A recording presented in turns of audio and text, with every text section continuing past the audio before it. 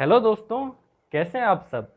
आज आपके लिए एक नया टॉपिक लेकर आए हैं, कमर का दर्द, बैक पेन। आजकल आपने देखा होगा हर घर में किसी ना किसी को कमर का दर्द है। आपने देखा होगा आपके पड़ोस में भी, आपके घर में भी, कहीं ना कहीं हर कोई कमर के दर्द से प्रभावित है। या तो उसको एक्यूट बैक पेन है या फिर क्रोनिक बैक पेन है, यानी कि काफ़ी लंबे समय से कमर का दर्द है या फिर इनिशियल अभी स्टार्ट हुआ है। आज मैं आपको कुछ ऐसी एक्सरसाइजेस बताऊंगा जो कि आप कमर के दर्द में एक्सरसाइज, वो उन्हीं एक्सरसाइज को करके आप कमर के दर्द से रिलीफ पा सकते हैं। परंतु हाँ, जो भी मैं एक्सरसाइज बताऊं वो आपको रेगुलर करनी पड़ेगी। रेगुलर बेसिस पे आप एक रूटीन बना लीजिए, अपने लिए आधा घंटा या 40 मिनट निकालें रोज, और इन एक्सरसाइज को करके अपने कमर के दर्द से निजात पाएं। ये हो सकता है आपका कमर का दर्द वहीं पर रुक जाएगा और आपको उसको रोक के रखने के लिए रेगुलर एक्सरसाइज करनी पड़ेगी। मैं आपको जितनी भी एक्सरसाइजेस बताऊंगा, आपको अगर उनको करने से कोई भी प्रॉब्लम होती है, दर्द बढ़ जाता है या और कोई भी दिक्कत होती है, तो आप अपने फिजियोथेरेपिस्ट को अपनी एक्सरे या एमआरआई रिपोर्ट दिखा के कंसल्ट कर सकते हैं। दोस्तों, अब मैं आपको एक्सरसाइजेस बताता हूं किस तरह से एक्सरसाइजेस करनी है और इनको करने का सही तरीका क्या है। चलिए दोस्तों, अब पहली एक्सरसाइज करते हैं हम। सबसे पहले फ्लैट बेंच पे आपको इस तरह से लेटना है। अब क्या करना है, सबसे पहली एक्सरसाइज हम नी टू चेस्ट करते हैं। इसमें क्या होता है, अपने जो घुटना होता है इसको मोड़ के और अपनी तरफ खींचना होता है। इसको इस तरह से अपनी तरफ खींचना है। एक बात का ध्यान रखना है आपको, अगर आप ओल्डर एज हैं, आपकी उम्र ज़्यादा है, अगर आपकी उम्र ज़्यादा है और आपको घुटनों की कोई प्रॉब्लम है, घुटनों में दर्द है, तो इसको यहाँ से पकड़ने की बजाय यहाँ से पकड़ेंगे इस तरह से और ऐसे अपनी तरफ खींचेंगे। 2 से 3 सेकंड तक होल्ड करके रखेंगे, फिर रिलैक्स।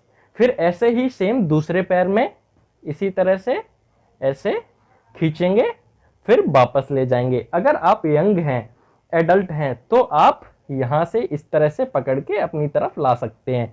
और कुछ लोग क्या करते हैं, ऐसे इस तरह से करने की कोशिश करते हैं, ऐसे करने की कोशिश करते हैं। ये नहीं करना है, इसको अवॉइड करना है और आपको सिर्फ इस हिस्से को बेड पे ही टच रहने देना है। सिर्फ अपने घुटने को अपनी चेस्ट की तरफ खींचने की कोशिश करनी है, इस तरह से करनी है। अब चलते हैं दूसरी एक्सरसाइज की तरफ। ब्रीजिंग। क्या करना होता है, इसमें सीधा लेटेंगे, लेटना है हमें सीधा, फिर अपने दोनों घुटनों को फोल्ड करना है। हमें दोनों घुटनों को फोल्ड करके क्या करेंगे, हम अपने पेल्विक रीजन को इस तरह से उठाएंगे, बिल्कुल इस तरह से उठाएंगे और कम से कम 5 से 7 सेकंड्स तक इसको होल्ड करके रखेंगे।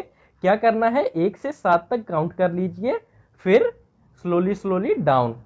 इसमें क्या होता है, जो आपका जो स्पाइन होता है वो एकदम रिलैक्स पोजीशन में होता है और फिर इस एक्सरसाइज को करने से हमारी जो पेल्विक मसल्स है वो भी स्ट्रांग होती है, जो कि डायरेक्ट कहीं ना कहीं लोअर बैक पेन में अफेक्टेड होती है।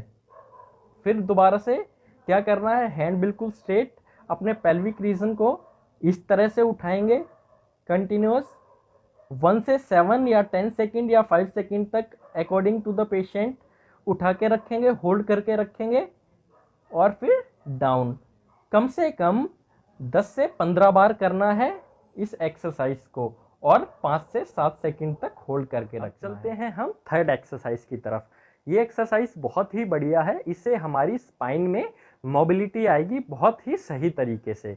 चलिए, क्या करना है, बेड पे साइड लाइंग पोजीशन में, मतलब एक साइड जैसे हम करवट लेके सोते हैं, साइड लाइंग पोजीशन में लेट जाना है। फिर क्या करना है, अपने जो पैर होते हैं 90 डिग्री पे फ्लेक्स, यानी कि 90 डिग्री पे मोड़ लेने हैं पैर।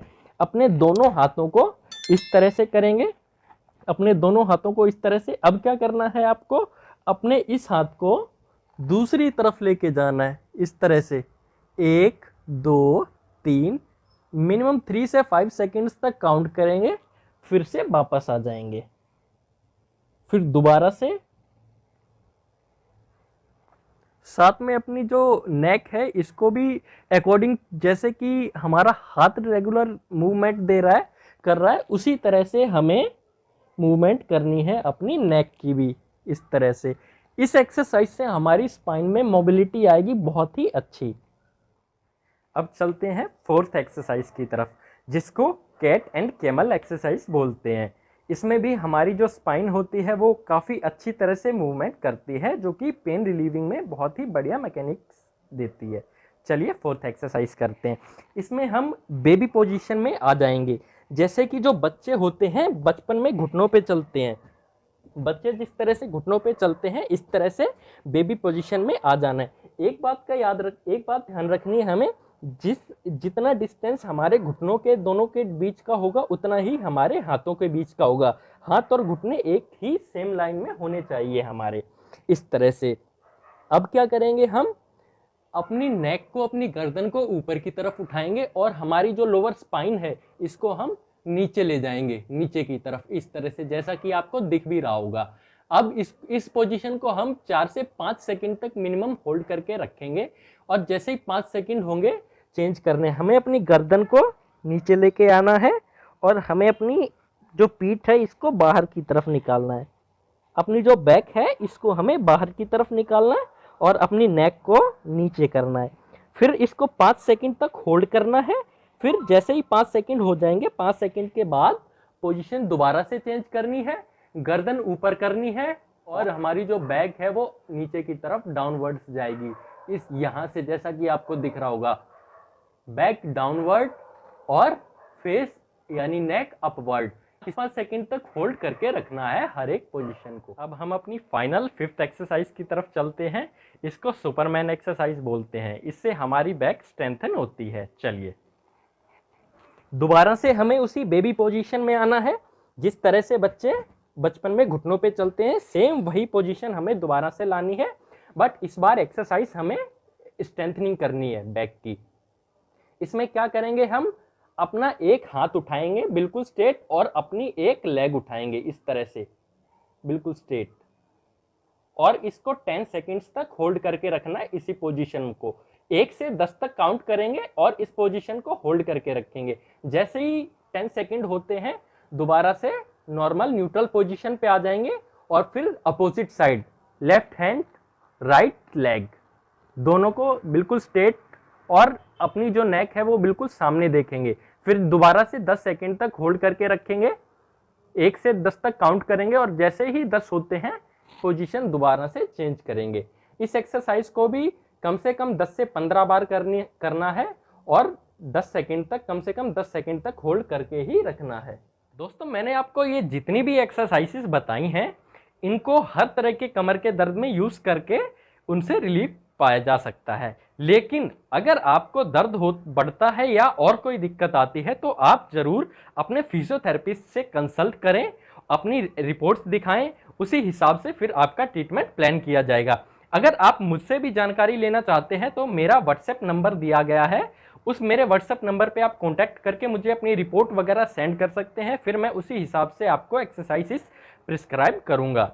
अगर मैंने आपको जो एक्सरसाइजेस बताई हैं आपके लिए हेल्पफुल हैं और आपको अच्छी लगती है मेरी वीडियो, तो प्लीज़ मेरे चैनल को सब्सक्राइब करें और इस वीडियो को शेयर जरूर करें। उन लोगों के पास जिनको कमर में दर्द है ये वीडियो जरूर सेंड करें।